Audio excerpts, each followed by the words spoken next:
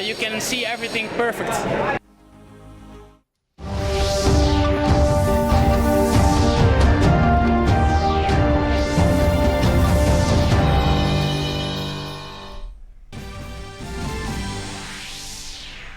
Prime Minister Narendra Modi addresses 5th Eastern Economic Forum in Vladivostok, says that India has actively engaged East Asia as part of Act East policy, announces $1 billion line of credit for the development of Russia's Far East region.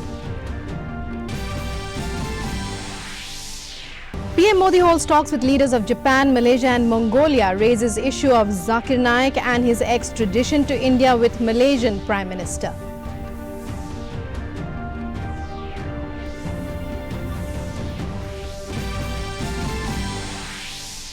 Supreme Court dismisses former Union Minister P. Chidambaram's plea challenging Delhi High Court verdict denying him anticipatory bail in INX Media money laundering case lodged by Enforcement Directorate. In another case, Delhi Court grants anticipatory bail to P. Chidambaram and his son Karti Chidambaram. In ASL Max's case is filed by CBI and the Enforcement Directorate but asks them to join the probe. Defence Minister Rajnath Singh addresses 8th Seoul Defence Dialogue in South Korea, says as no country is bereft of the menace of terrorism, world community should put pressure on countries supporting terror.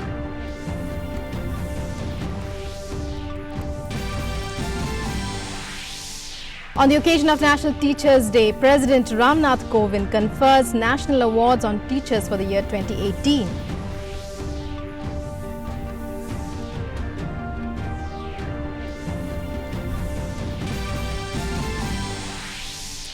And in US Open 2019, Rafael Nadal enters semi-finals, beating Diego Schwartzman. Matteo Berrettini becomes first Italian in 42 years to make it to the last four of the tournament. Hello and welcome to this edition of the news. I'm Rukma and our top story. Prime Minister Narendra Modi addressed the plenary session at the Eastern Economic Forum in Vladivostok today. He is the first Indian Prime Minister to participate in this event. Prime Minister Modi said that India is a proud and active participant in various activities of the Eastern Economic Forum. This participation has come from top levels of government and industry in India.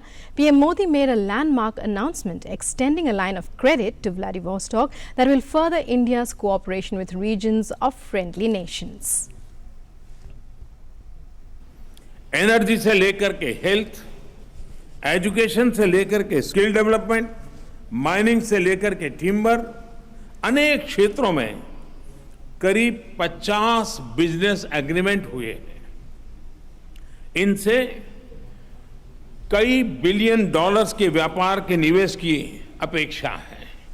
Far east के विकास में और योगदान देने के लिए Bharat $1 billion की line of credit देगा।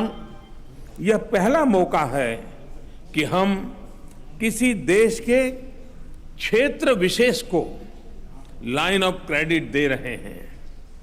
मेरी सरकार की एक्ट ईस्ट पॉलिसी ने ईस्ट एशिया को एक्टिवली एंगेज किया है और आज की यह घोषणा एक्ट फॉर ईस्ट का टेक ऑफ पॉइंट साबित होगी और ये मेरा पक्का विश्वास है। यह कदम हमारी इकोनॉमिक डिप्लोमेसी में भी एक नया आयाम जोड़ रहा है।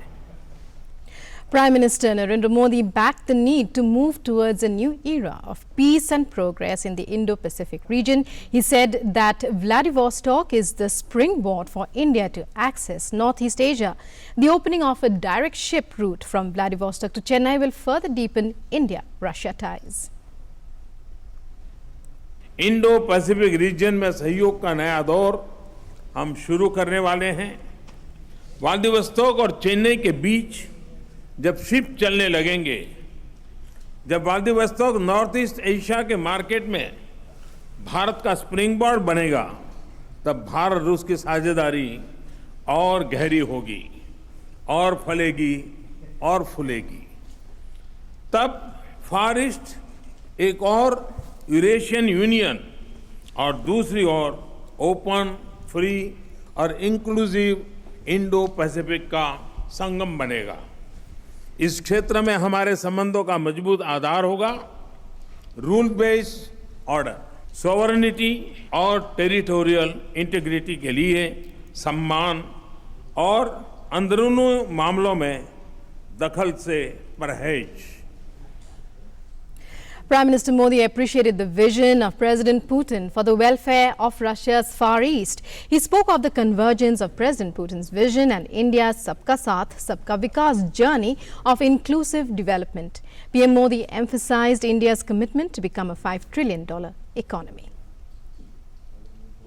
भारत में भी हम सबका साथ, सबका विकास, सबका विश्वास के मंत्र के साथ एक नए भारत के निर्माण में जुटे हैं।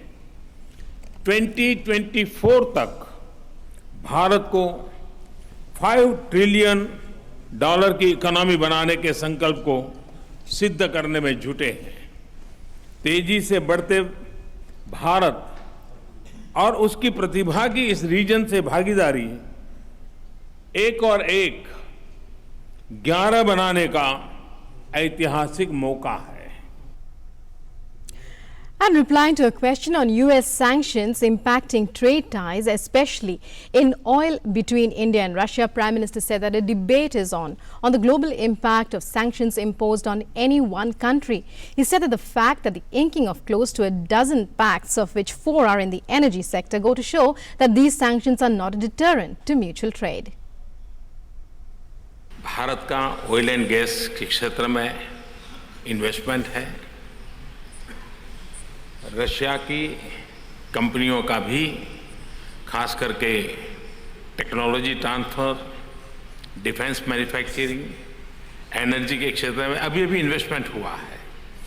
तो हम दोनों देशों के बीच में ऐसी कोई रुकावटें नहीं है। मैं समझता हूं कि जो जिस देश के लिए सैंक्शन लगते हैं उस पर इसका कितना प्रभाव होता है वो एक बात है, लेकिन उसके कारण दुनिया के अन्य देशों पर जो प्रभाव होता है, विश्व की ओवरऑल इकोनॉमी जो प्रभाव होता है, उस पर आज विश्व में गहरी चिंता भी है, चर्चा भी है। Host President Putin, Prime Minister Narendra Modi and other leaders participated in an extensive question and answer session. Responding to a question on the re-entry of Russia into G8, Prime Minister Shinzo Abe expressed his support for the proposition. President Putin extended an invitation to G8 partners to come to Russia to restore the G8. Remember, after the recently concluded G7 summit, President Donald Trump expressed his support for reinstating Russia into the G7, and French President Emmanuel Macron agreed with him. Russia was suspended from the G8 in 2014 after the annexation of Crimea. To resolve global issues, an important role should be played by Russia's influence, Russian creative influence. Therefore, I raised this issue of the possible return of Russia to this format. So if you're invited, will you go there, Mr. President? Where? G8. I think the next G8 summit is take place in the United States. We'll be happy and glad to welcome them in Russia if they wish to come. We were not the one to postpone this summit. Our partners postponed it. So if you want to restore G8, please come and do it. But I think that everyone understands today, and President Macron has said recently in public that the Western leadership is over. I cannot imagine an efficient international organization that works without India and without China. Mr. Modi, if such invitation is heard to extend G7 to include Russia, India and China up to G10, will you go to such G10 summit? ये बात सही है कि हम सिद्धांतः multipolar world के पक्षकार हैं और समान विचार के, समान शक्ति के, समान प्रतिनिधित्व के लोग अलग अलग फोरम में इकट्ठे आते हैं और वैश्विक समस्याओं की चर्चा करते हैं तो हर फोरम का महत्व का है। मुझे इस बार G7 समिट में ऑब्जर्वर के रूप में जाने का अवसर मिला था और हमने एक ऑब्जर्वर के नाते जो भूमिका अदा करनी थी वो अवश्य की है, लेकिन ये सवाल G7 के फोरम से मेरे पास आया होता कि आप जुड़ना चाहते हैं कि नहीं चाहते हैं, तब तो जवाब देना उचित होता। In reply to another question, President Vladimir Putin underlined India as a key partner in areas of interest for the Russian Far East, such as shipbuilding, as well as traditional areas of cooperation such as space. Наоборот, мы заинтересованы в привлечении. We're very much interested in engagement of that type, including this Vizdar shipyard. We visited it just yesterday with Prime Minister Modi. Of course, we'll be constructing the most advanced high-tonnage vessels, and there will be all type of services that are suitable for working on the shelf in the Arctic zone, and in particular for transportation of LNG and oil products, any type of cargoes and freight. And yesterday we discussed it with the Prime Minister that we'll be searching for opportunities of joint work. Probably there might be some specific vessels that be constructed here. It is an international cooperation that is flourishing in this way. So some of the vessels could be built in Russia, while some of them might be completed at the shipping yards in India. We already have joint projects with India in the space area. We actively collaborate on that with our colleagues from People's Republic of China. We have good cooperation with the European Space Agency, and we hope that in the future it would develop even further. We work with the United States as well. We are doing quite a lot of launches in the interest of our partners and also in the interests of the United States. And those launches are planned to be shifted to the Vostochny space launch facility. So I do not see any single area that could be closed for cooperation with our foreign partners. Привлечение, в том числе по звезде. Prime Minister Narendra Modi held 3 bilateral meetings with world leaders on day 2 of his Russia visit. The Prime Minister met the leaders of Japan, Malaysia and Mongolia and discussed issues of mutual interest. More in this report. Day 2 of Prime Minister Narendra Modi's Russia visit saw a series of bilaterals with global leaders. During the meetings, the Prime Minister held talks on issues of bilateral, regional and international issues. Prime Minister Modi met his Japanese counterpart Shinzo Abe. The meeting came after the two Prime Ministers interacted at the G20 summit in Osaka and G7 summit in Biarritz. PM Modi and PM Abe conveyed birthday greetings to each other.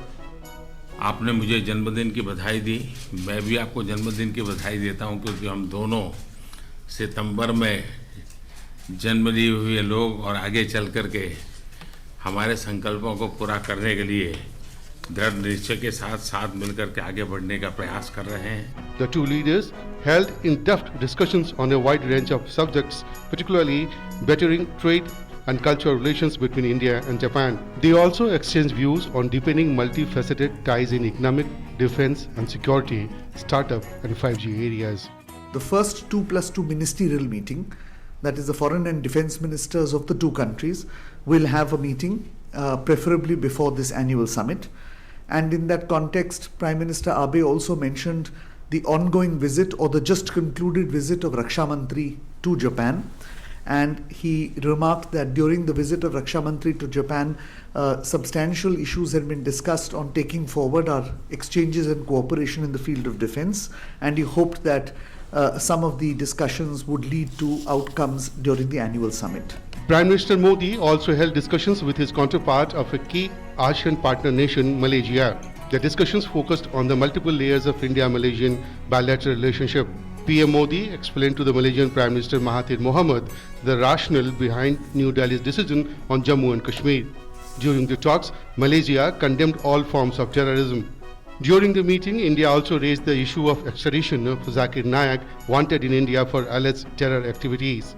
जहाँ तक जाकिर नाइक की बात है, जी हाँ, प्रधानमंत्री ने इस बात को उठाई है और हम दोनों पक्ष ने ये तय किया है कि हमारे अधिकारी इस पे संपर्क बनाए रखेंगे. The third bilateral of the day was Prime Minister Narendra Modi's meeting with Mongolian President Khaltmagin Batulga. The two leaders reviewed the full range of bilateral ties and deliberated on ways to enhance cooperation.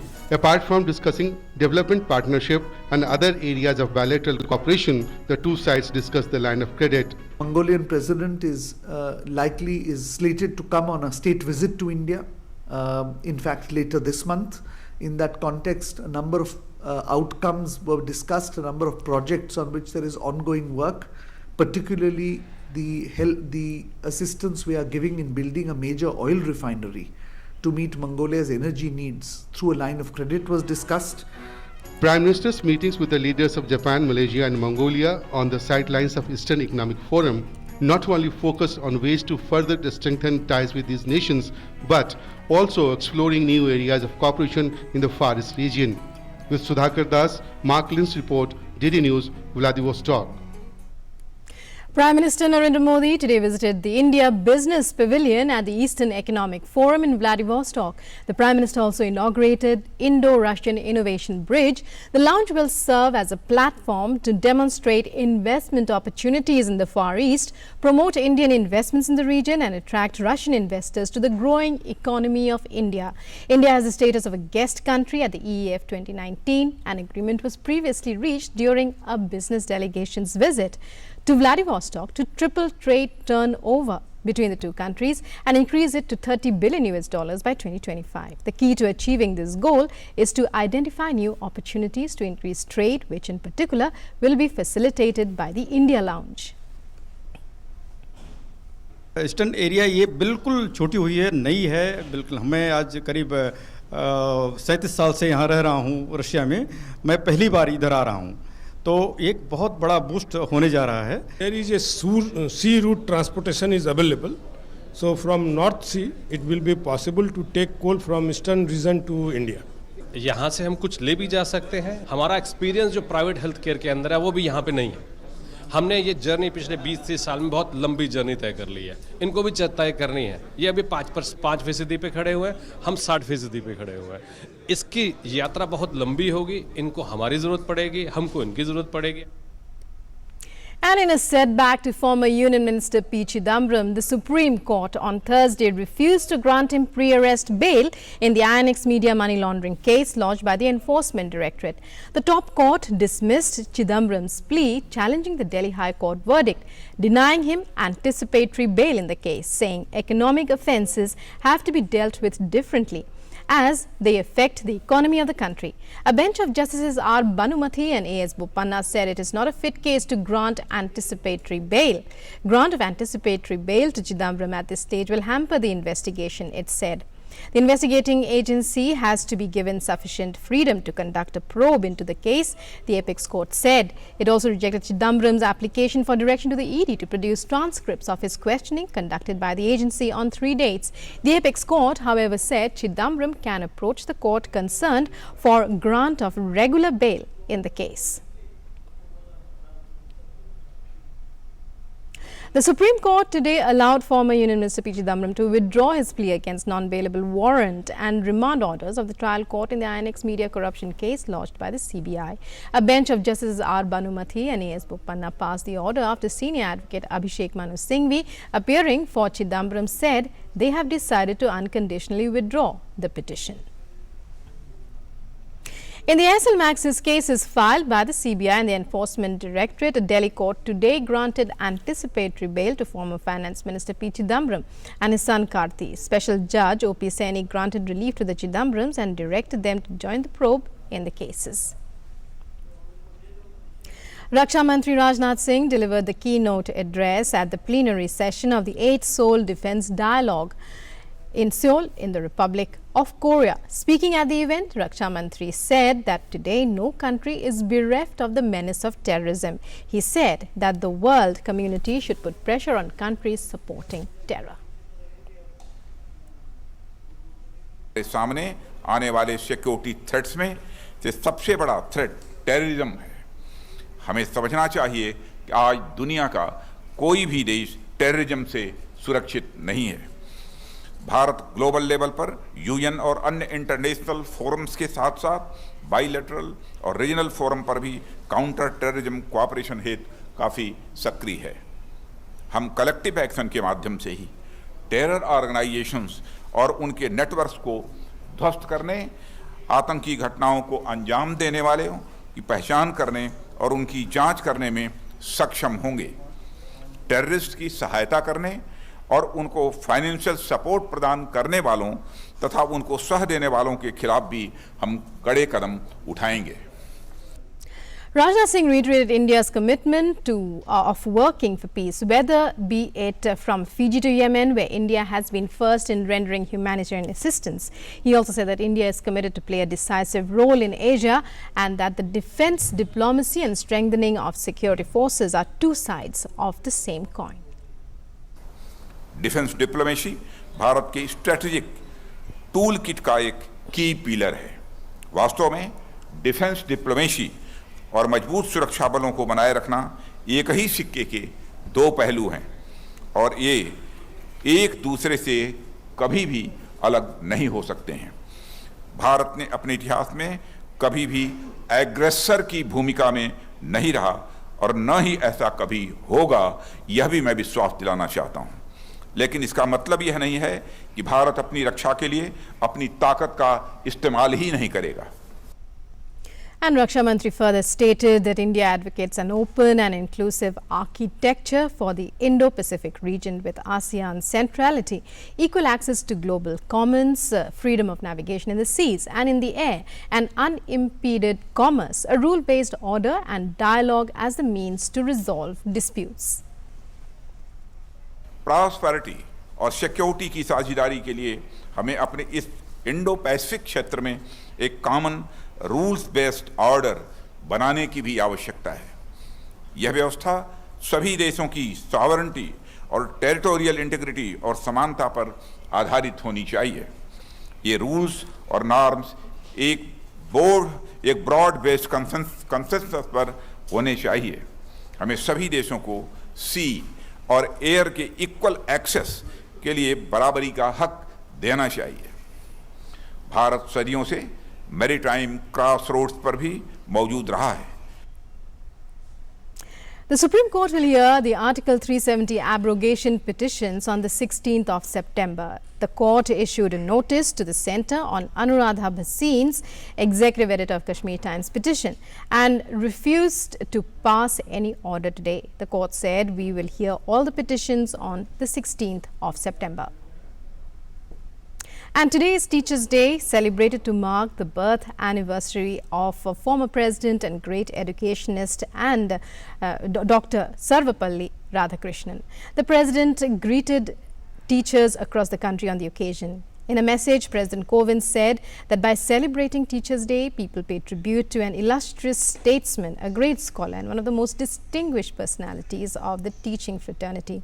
The President said his life and work will forever inspire teachers to discharge their duties with full devotion. He extended his best wishes to the entire teaching community that has guided students to become the nation's valuable human resource. President Ramnath Kovind today gave away the National Teachers Awards to 46 teachers in New Delhi. The award is given for meritorious teachers who, through their commitment, have not only improved the quality of school education, but also enriched the lives of their students. Speaking on the occasion, the President said the foundation of character building is laid in schools.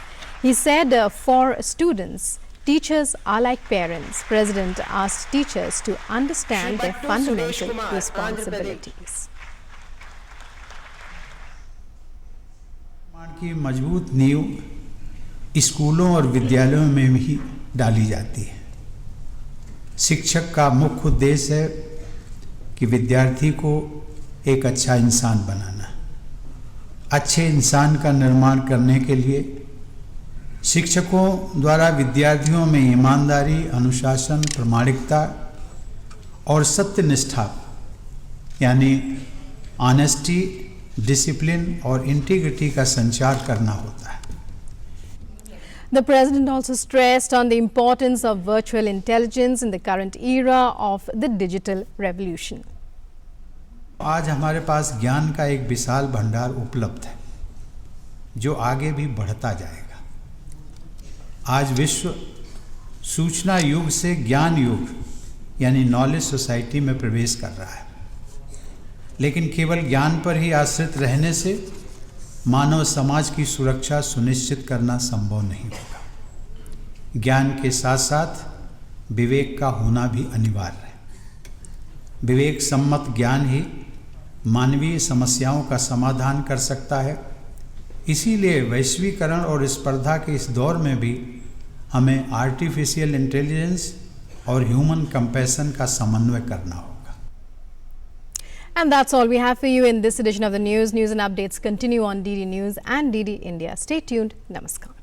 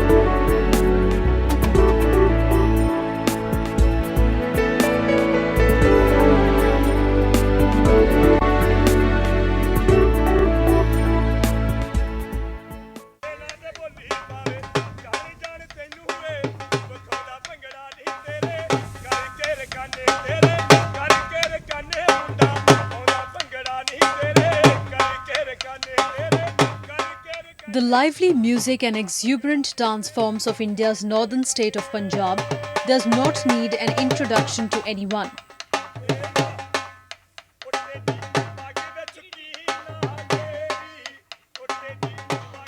But not many know that its ancient and traditional culture is complemented by high-precision folk musical instruments such as the dhol, the chimta and the sarangi.